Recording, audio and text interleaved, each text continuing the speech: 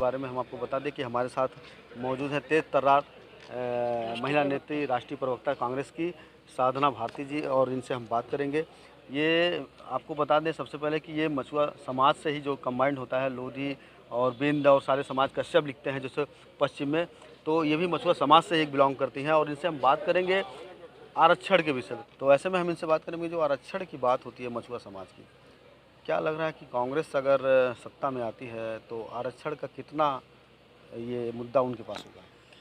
देखिए 2018 में जब 19 का चुनाव बिल्कुल सर पे था, तब भाजपा के बड़े बड़े नेताओं ने रैलियों में कहा कि भाजपा जब सत्ता में आएगी तो जातिगत जनगणना कराएगी। जब ये सत्ता में आ गए, पिछड़ों का, दलितों का, आदिवासियों का सबका वोट ले लिया।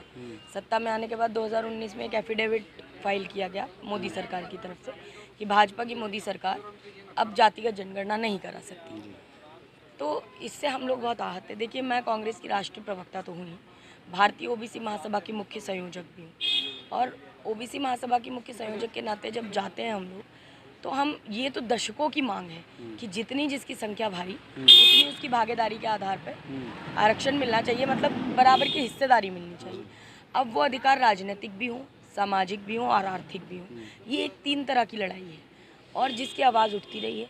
आप जिस आरक्षण की बात कर रहे हैं, देखिए कांग्रेस पार्टी में आदरणीय राहुल गांधी जी लगातार इसका बीड़ा उठाए हुए हैं, और हमने अपने मैनिफेस्टो में भी कहा है जैसे ही इंडिया गठबंधन की सरकार बनेगी, हम सबसे पहले जातिगत जनगणना कराकर SC ST OBC सहित सर्व समाज के न्याय के लिए, कल्याण के लिए जातिगत जनगणना कराएंगे, और संख्या बल के अनुपात में अगड़ों को, पिछड़ों को, सर्व समाज को बराबर की हिस्सेदारी देने का काम करेंगे।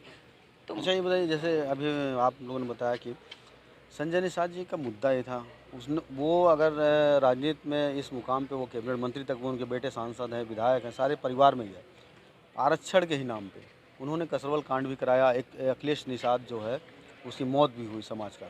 तो ऐसे में क्या लग रहा है कि वो समाज को एक धोखा दे रहे हैं या फिर क्या देखिए, कर रहे हैं? उनका, मुझे तो उनकी कथनी और करनी में बहुत अंतर नज़र आता है। समाज के धोखों के बारे में तो आप बता रहे हैं। एक ऐसी बात उन्होंने कही जो सार्वजनिक तौर पर गलत मानी गई, और भारतीय जनता पार्टी जो भगवान राम का नाम लेती रही है, मैंने ये बात राष्ट्रीय प्रवक्ता होने के नाते कई नेशनल न्यूज़ चैनलों पर पूछी है भाजपा के प्रवक्ताओं से। उनका जवाब में मौन आता है, इसके अलावा वो जवाब नहीं दे पाते। मैं ये पूछती हूँ आपके इस चैनल के माध्यम से पूछती हूँ कि भाजपा ये बताए कि जिन आदरणीय संजय निषाद जी ने भगवान राम जी के लिए ये कहा था कि भगवान राम जी दशरथ के पुत्र ही नहीं है, माता कौशल्या के सतीत्व पर संदेह जताया, उसके बाद भी उन्हें कैबिनेट मंत्रिमंडल में शामिल कराया, आज तक जो पद है उससे नहीं हटाया। ऐसे ही नरेश अग्रवाल, जिन्होंने भगवान राम की तुलना रम से कर दी थी, सीता जी की तुलना शराब से कर दी थी, उन्हें राज्यसभा पहुंचाया, उनके बेटे को मंत्री बना रखा है। तो ये भारतीय जनता पार्टी न रामवादी है, न कृष्णवादी है, ना धर्मवादी है, ये मात्र वोटवादी हैं, केवल नोटवादी हैं। इनका केवल एक ही काम है, चंदा दो और धंधा लो। एक ही काम है कि राम राम जपना और पराया माल अपना। और यही मुझे लगता है संजय निषाद जी अगर समाज के बारे में सोचेंगे, ये जिस तरह की बयानबाजी वो करते हैं, उससे समझ में आता है कि धर्म के प्रति उनकी सोच और भारतीय जनता पार्टी की सोच बातों बातों में जो है, जो कथनी में करती है वो नहीं मिलती, लेकिन करनी में बिल्कुल मिल रही है। वो भी जय श्री राम का नारा लगाते हैं, लेकिन जय सिया राम कभी नहीं बोलते। माता सीता का अपमान तो भाजपा भी लगातार करती है, और भगवान राम का और माता कौशल्या का अपमान संजय निषाद जी ने कर दिया। तो मुझे लगता है कि भगवान का अपमान करने के बाद और तरह तरह की बातें करना और समाज के लिए कुछ ना करना, समाज के प्रति, देखिए जिस परिवार में हम पैदा होते हैं पहली जिम्मेदारी उसकी, हमारी जो कर्तव्य वाली है, और दूसरा कर्तव्य होता है जिस समाज में हम पैदा हो। ये जाति की बात नहीं है, और कांग्रेस पार्टी ने अगर जातिगत जनगणना की बात कर दी है तो कोई जात बिरादरी की बात नहीं कर रहे हैं, हम कह रहे हैं न्याय की बात प्रत्येक जाति के लिए, चाहे वो ब्राह्मण समाज हो, चाहे वो दलित हो, चाहे आदिवासी हो, चाहे OBC समाज हो, हम न्याय की बात करें। हमने कहा है कि जितनी संख्या जातिगत जनगणना करके पता लगाई जाए और संख्या बल के अनुपात में उन्हें हिस्सेदारी दे दी जाए। आज नरेंद्र मोदी जी 16 लाख करोड़ रुपए उद्योगपतियों का, चंद उद्योगपतियों का माफ़ करते हैं, लेकिन किसानों का कर्जा माफ़ नहीं करते। किसानों का कर्जा माफ़ करने वाली कांग्रेस पार्टी रही, 72,000 करोड़ का हमने कर्जा माफ़ किया। तो हर पैमाने पे हम खरे उतरते हैं, और भारतीय जनता पार्टी के शासन में हर व्यक्ति ये पूछ रहा है। पिछड़े वर्ग के लोग तो नाराज़ हैं ही, हर तरीके से नाराज़ हैं। जिस तरीके से अपमान किया गया, आप देख लीजिए उमा भारती जी का, जिस तरीके से अपमान किया गया मध्य प्रदेश में प्रहलाद पटेल जी का, जिस तरीके से भाजपा ने अपने ही KP यादव जी का अपमान कर दिया।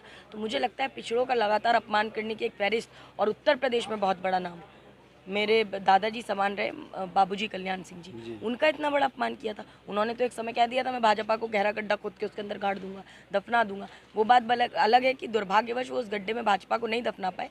उस समय पर राजनीतिक रूप से स्वयं उस गड्ढे में कूदे और उस समय किसी को दिखाई नहीं दिए।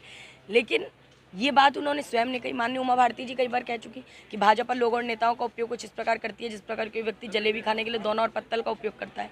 तो ये लोग जो दोना पत्तल समझते हैं, जो यूज़ एंड थ्रो की पॉलिसी अपनाते हैं, फूट डालो शासन करो की नीति अपनाते हैं, मुझे लगता है इनके तो खिलाफ खड़ा होना चाहिए निषाद जी को। अगर वो बिंद निषाद कश्यप लोधियों का सम्मान चाहते हैं तो आगे बढ़कर आगे आएँ और इस तरह के लोगों का मुझे लगता है भाजपा का बहिष्कार करवाना चाहिए। लेकिन मुझे लगता है अपनी ढपली अपना राग और निहित स्वार्थों के चलते इस तरह के नेता मुझे लगता है कि कहीं ना कहीं समाज को और पिछड़े वर्ग को कहीं ना कहीं मुझे लगता है एक पीड़ा देने का काम कर रहे हैं। बहुत बहुत धन्यवाद आपका।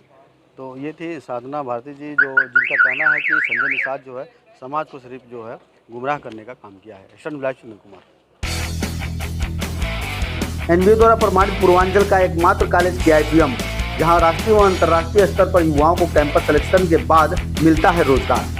तकनीकी शिक्षा में उत्तर प्रदेश और बिहार के छात्रों के लिए केआईपीएम इस बार लेकर आया है सुनहरा अवसर। इस बार कॉलेज देने जा रहा है मेधावी छात्र छात्राओं को फीस में भारी छूट। तो दोस्तों देर ना करें, जल्द से जल्द अपना रजिस्ट्रेशन कराकर लाभ उठाएं। तो जब केआईपीएम है तो कहीं और क्यों जाना।